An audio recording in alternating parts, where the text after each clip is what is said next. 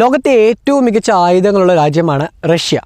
But ഇന്ന് Russia ഇറാൻ്റെ ആയുധങ്ങൾ യുക്രൈനെ ആക്രമിക്കാനായിട്ട് ഉപയോഗിക്കുന്നു പറയുന്ന വാർത്തകൾ നിങ്ങൾ കേട്ടിട്ടുണ്ടാകുമല്ലോ. എന്തിനാണ് യുക്രൈനെ ആക്രമിക്കാനായിട്ട് ഇറാൻ്റെ ആയുധങ്ങൾ റഷ്യ ഉപയോഗിക്കുന്നു? റഷ്യൻ ആയുധങ്ങൾക്ക് എന്തെങ്കിലും പോരായ്മയുണ്ടോ? അല്ലെങ്കിൽ ഇറാൻ്റെ ആയുധങ്ങൾക്ക് എന്തെങ്കിലും അഡ്വാൻറ്റേജ് ഉണ്ടോ? ഈ ഒരു കാര്യത്തെപ്പറ്റി വിശദമായി നമുക്ക് ഈ ഒരു വീഡിയോ സംസാരിക്കാം. തീർച്ചയായിട്ടും ഈ ഒരു വീഡിയോ മുഴുവനായി കാണുക. ആദ്യം ഞാൻ എവിടെയാണുള്ളതെന്ന് പറയുന്ന ഒരു ക്യൂരിയോസിറ്റി പലർക്കും ഉണ്ടാകും. ഞാനിപ്പോൾ ഒരു യാത്രയിലാണ്. അതിനിടയിൽ ഇപ്പോൾ താഹർ മരുഭൂമിയിൽ വെച്ചിട്ടാണ് ഈ ഒരു വീഡിയോ ഷൂട്ട് ചെയ്യുന്നത്. സോ റഷ്യ യുക്രൈൻ യുദ്ധം തുടങ്ങിയിട്ട് ഈ 10 മാസം പിന്നിടാറായിട്ടുണ്ട്. ഈ സമയത്ത് പലരും ചിന്തിക്കുന്ന ഒരു മേജർ പ്രോബ്ലമാണ് എന്തുകൊണ്ടാണ് ഇറാനെ കൂടുതലായിട്ട് റഷ്യ ഡിപ്പെൻഡ് ചെയ്യുന്നുവെന്ന്. അതിന് ഒരു മേജർ റീസൺ നമുക്ക് ആദ്യം തന്നെ കണ്ടെത്താം. അത് മറ്റൊന്നുമല്ല, സോവിയറ്റ് ആയുധങ്ങൾ, പ്രത്യേകിച്ച് അവരുടെ ക്രൂയിസ് മിസൈൽസ് കുറച്ചും കൂടി അഡ്വാൻസ്ഡാണ്.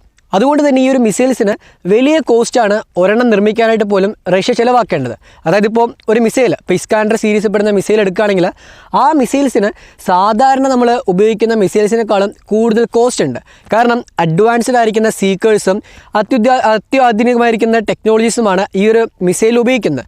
അതുകൊണ്ട് തന്നെ ഇത്തരം മിസൈൽസ് ഈ ഒരു യുക്രൈനെ ആക്രമിക്കാനായിട്ട് കൂടുതലായിട്ട് ഉപയോഗിക്കുന്നത് റഷ്യയെ വലിയ തോതിലുള്ള സാമ്പത്തികമായ പ്രശ്നത്തിലൂടെ തള്ളിവിട്ടിരുന്നു. നമുക്കറിയാവുന്ന കാര്യം തന്നെയാണ്, ലോകം മുഴുവനും സാമ്പത്തികമായിട്ട് റഷ്യ ഉപരോധിക്കുന്നതുകൊണ്ട് അവർക്ക് ഫിനാൻഷ്യലി പല പ്രോബ്ലം നേരിടുന്നുണ്ട്.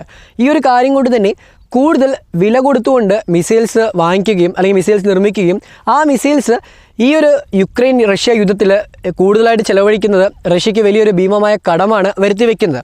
അതുകൊണ്ട് തന്നെ അതിനൊരു സൊല്യൂഷൻ എന്ന രീതിയിൽ റഷ്യ ഇന്ന് ഇറാൻ്റെ മിസൈൽസും ഇറാൻ്റെ ആയുധങ്ങളുമാണ് ഉപയോഗിക്കുന്നത്.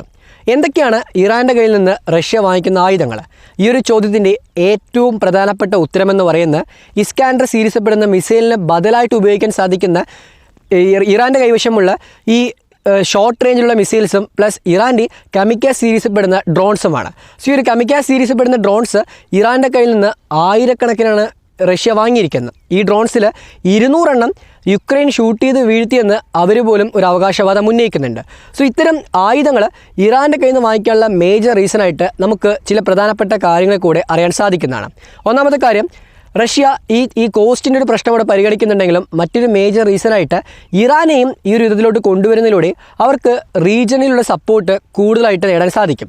പ്രത്യേകിച്ച് ഒരു എക്സാമ്പിൾ പറയുകയാണെങ്കിൽ നമുക്കറിയാം, ഒരു പ്രദേശത്ത് യുദ്ധം നടക്കുകയാണ്. സോ ഈ ഒരു പ്രദേശത്ത് യുദ്ധം നടക്കുമ്പോൾ തൊട്ടടുത്തുള്ള അയൽ രാജ്യങ്ങളും അതുപോലെ അയൽ രാജ്യങ്ങൾ ഈ ഒരു യുദ്ധത്തിൽ തങ്ങൾക്ക് അനുകൂലമായ നിലപാടെടുക്കുകയാണെങ്കിൽ അത് കൂടുതൽ സപ്പോർട്ടാണ് ഒരു രാജ്യത്ത് നൽകുക. ഈ എക്സാമ്പിളായിട്ട് ഇന്ത്യയും പാകിസ്ഥാൻ നമ്മൾ യുദ്ധത്തിൽ ഏർപ്പെട്ടപ്പോൾ ഇന്ത്യ അമേരിക്കയുടെ കയ്യിൽ നിന്നും റഷ്യയുടെ കയ്യിൽ നിന്നും സഹായം തേടിയിരുന്നു. ബട്ട് അന്ന് റഷ്യ ആയിരുന്നു ഇന്ത്യയെ സഹായിക്കാനായിട്ട് വന്നത്. ഈവൻ അമേരിക്ക പോലും ഇന്ത്യക്കെതിരായിട്ടായിരുന്നു കരുക്കൾ നീക്കിയത്. അങ്ങനെ ഇരിക്കുമ്പോൾ ഒരു രാജ്യം സപ്പോർട്ടായിട്ട് കടന്നു വരുമ്പോൾ ഓട്ടോമാറ്റിക്കലി ആ രാജ്യത്തിൻ്റെ കൂടെ നിൽക്കുന്ന മറ്റു രാജ്യങ്ങളും സപ്പോർട്ടായിട്ട് വന്നേക്കാം.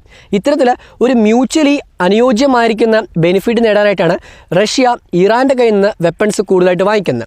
ഒരു എക്സാമ്പിൾ പറയുകയാണെങ്കിൽ, ഇറാൻ നമുക്കെല്ലാവർക്കും അറിയാവുന്നൊരു കാര്യമായിരിക്കും, ഈ പ്രോക്സി ഗ്രൂപ്പ് വഴി ഇസ്രായേലിനെയും പലപ്പോഴായിട്ട് സൗദി അറേബ്യയും ആക്രമിക്കാനായിട്ടും അവർക്കെതിരെ കരുക്കൾ നീക്കാനായിട്ടും ശ്രമിക്കുന്ന രാജ്യമാണെന്ന്.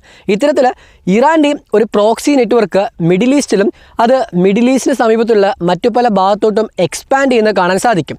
ഏറ്റവും വലിയൊരു എക്സാമ്പിളാണ്, യൂറോപ്പ് പോലും ഇറാൻ്റെ പല ടെക്നോളജീസിൽ വരുന്ന അപ്ഗ്രേഡേഷൻസ് കണ്ടിട്ട് അത് വലിയ തോതിൽ തങ്ങളെ ഭാവിയിൽ ബാധിക്കുന്ന ഒരു കാര്യമായിട്ട് മാറുമോ എന്ന് ആശങ്ക പ്രകടമാക്കുന്നത്. കാരണം ഇറാൻ്റെ പല വെപ്പൺസും ഇല്ലീഗലായിട്ട് ബ്ലാക്ക് മാർക്കറ്റ് വഴി പല രാജ്യങ്ങളും പലതരം സംഘടനകളും സ്വന്തമാക്കുന്നുണ്ട്. ഇത്തരത്തിലുള്ള സംഘടനകൾ, ഒരു എക്സാമ്പിളായിട്ട് ഈവൻ ISIS പോലും ഈ ബ്ലാക്ക് മാർക്കറ്റ് വഴി ഇറാൻ്റെ വെപ്പൺ സ്വന്തമാക്കുന്നു എന്ന് പറയുന്ന പഠനങ്ങളും പുറത്തു വന്നിട്ടുണ്ട്. സോ ഇത്തരം സംഘടനകളും ഇത്തരം ടെററിസ്റ്റ് ഓർഗനൈസേഷൻസും അതുമാത്രമല്ല പലതരം റിബൽ ഗ്രൂപ്പ്സും ഇറാൻ്റെ ആയുധങ്ങൾ വാങ്ങിക്കുന്നത് അവർക്കുള്ള ഒരു മേജർ ആയിരിക്കുന്ന ഫിനാൻഷ്യൽ ബെനിഫിറ്റ് ആയിട്ടാണ് കരുതുന്നത്. കാരണം ഇറാൻ്റെ ആയുധങ്ങൾക്ക് വില കുറവാണ്. അതുകൊണ്ട് തന്നെ ഈ ആയുധങ്ങൾ കൂടുതൽ കാലത്തോട്ട് അവർക്ക് ഉപയോഗിക്കാൻ സാധിക്കും. മാത്രമല്ല ഇതിൽ പലതും ഈവൻ യൂറോപ്യൻ ടെക്നോളജി കിടപിടിക്കുന്ന ഒരു കാര്യമായിട്ട് പോലും പലതരം വിദഗ്ധർ അഭിപ്രായപ്പെടുന്നുണ്ട്. ഈ കാര്യത്തെപ്പറ്റി പറയുമ്പോൾ മേ ബി പലർക്കും ഒരു കൺഫ്യൂഷൻ ഉണ്ടായേക്കാം. കാരണം ഇറാൻ്റെ ആയുധങ്ങൾ അത്രമാത്രം എഫക്റ്റീവ് ആണെങ്കിൽ ഇസ്രായേലിൻ്റെ അയൺ ഡോമിന് അത് ഈസിയായിട്ട് തരാൻ സാധിച്ചുവെന്നും ഹമാസും ഇസ്രായേൽ തമ്മിൽ പ്രശ്നമുണ്ടായപ്പോൾ ഹമാസ് ഉപയോഗിച്ച ഭൂരിഭാഗം മിസൈൽസും ഇറാൻ്റെ അല്ലേ എന്നൊക്കെ പറയുന്ന സംശയം വന്നേക്കാം. ബട്ട് ഇറാൻ്റെ ഇപ്പോഴത്തെ ഒരു നിലവിലെ ഒരു അവസ്ഥ വെച്ച് നോക്കുമ്പോൾ അവരുപയോഗിക്കുന്ന ടെക്നോളജീസ് എല്ലാം തന്നെ മറ്റു രാജ്യങ്ങളുടെ കയ്യിൽ നിന്ന് വാങ്ങിയിരിക്കുന്ന അവരുടെ നിന്ന് അഡാപ്റ്റ് ചെയ്തിരിക്കുന്ന ടെക്നോളജീസാണ്. പ്രത്യേകിച്ച് തുർക്കിയുടെ കയ്യിൽ നിന്നും ഈവൻ സിറിയയുടെ പോലും പല മിസൈൽ ടെക്നോളജീസും ഇറാൻ ഇന്ന് അഡാപ്റ്റ് ചെയ്തിട്ടുണ്ട്. ഇത്തരം ടെക്നോളജീസ് എല്ലാം തന്നെ യൂറോപ്പിൻ്റെ പല ഭാഗത്തു നിന്ന് കോപ്പി ചെയ്ത് അവിടെ നിന്ന് ഇല്ലീഗലായിട്ട് അതുപോലെ പലതരം ഒരു അട്ടിമറിയിലൂടെയും സ്പൈ നെറ്റ്വർക്കിലൂടെയൊക്കെ സ്വന്തമാക്കിയ വിവരങ്ങളാണ്. ഈ ഒരു വിവരങ്ങൾ ഉപയോഗിച്ചിട്ടാണ് പലപ്പോഴും ഈ മിസൈൽസും പുതിയ ടെക്നോളജീസ് നിർമ്മിക്കാനായിട്ട് ഇറാൻ ശ്രമിക്കാനുള്ളത്. ഇങ്ങനെ ഇറാൻ്റെ ടെക്നോളജിയിൽ വന്നിരിക്കുന്ന മാറ്റം അതൊരു ഫിനാൻഷ്യലി എല്ലാ രാജ്യങ്ങൾക്കും ആപ്റ്റ് ചെയ്യാൻ പറ്റുന്ന കാര്യമാണെന്ന് മനസ്സിലായതുകൊണ്ടാണ് പല രാജ്യങ്ങളും ഇറാൻ്റെ ആയുധങ്ങൾ വാങ്ങിക്കുന്നത്. നമുക്കൊരു കമിക്കാസ് ഡ്രോൺ എന്ന് പറയുന്ന കാര്യത്തിൽ തന്നെ എക്സാമ്പിൾ എടുക്കാം.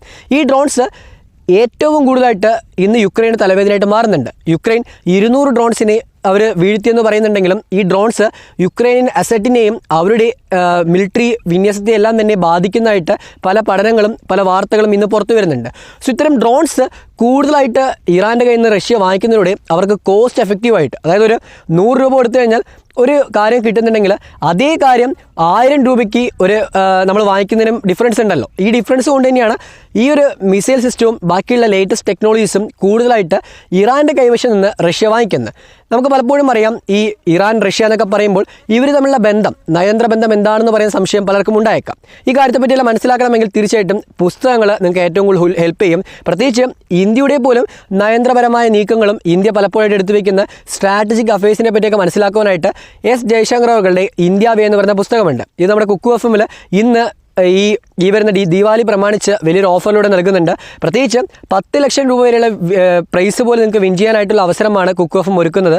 അതിനായിട്ട് താഴെ കൊടുത്ത ലിങ്ക് വഴി ദീപാവലി 50 എന്ന് പറയുന്ന കൂപ്പൺ യൂസ് ചെയ്താൽ മതി. തീർച്ചയായിട്ടും ട്രൈ ചെയ്ത് നോക്കാം. ഈ പല ബുക്സും വായിക്കാൻ നിങ്ങൾക്ക് സാധിക്കും.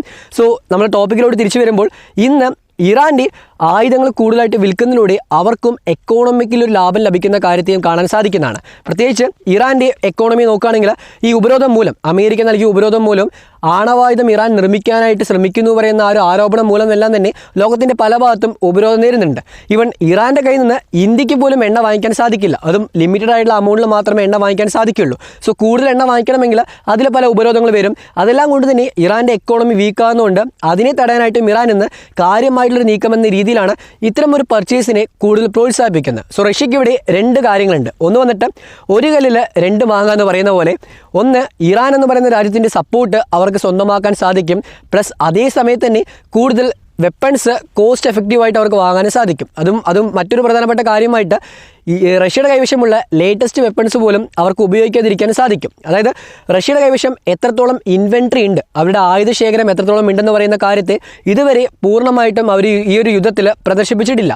ഇപ്പോൾ പോലും പഴയ അവർ ഉപയോഗിച്ചിരുന്ന എയർക്രാഫ്റ്റുകളും പഴയ മിസൈൽസും എല്ലാമാണ് ഉപയോഗിക്കുന്നത്. ലേറ്റസ്റ്റ് ജനറേഷൻ അയക്കുന്ന മിസൈൽസോ ലേറ്റസ്റ്റ് ജനറേഷൻ എയർക്രാഫ്റ്റ് ഒന്നും തന്നെ ഇതുവരെ റഷ്യ ഈ ഒരു യുദ്ധത്തിൽ ഉപയോഗിച്ചിട്ടില്ല. അതെല്ലാം കൊണ്ട് തന്നെ റഷ്യ എന്ന് കൊണ്ടുവരുന്ന പല മേജർ റീസൺസും ഈ ഒരു യുദ്ധത്തിലോട്ട് എങ്ങനെയെല്ലാം തന്നെ കാര്യമായിട്ടുള്ളൊരു പ്രശ്നം ചെലുത്തുന്നു പറയുന്ന കാര്യങ്ങൾ നമുക്ക് മനസ്സിലാക്കാൻ സാധിക്കും. തീർച്ചയായിട്ടും ഞാൻ ഈ പറഞ്ഞ കാര്യങ്ങളെല്ലാം തന്നെ കണക്ട് ചെയ്യുകയാണെങ്കിൽ വിശദമായിരിക്കുന്ന ഒരു കാര്യത്തെപ്പറ്റി അറിയാൻ സാധിക്കും. നമുക്കത് മറ്റൊരു വീഡിയോയിൽ എന്തായാലും വിശദമായി സംസാരിക്കാം. സോ വീഡിയോ ഇവിടെ വൈൻഡപ്പ് ചെയ്യുകയാണ്.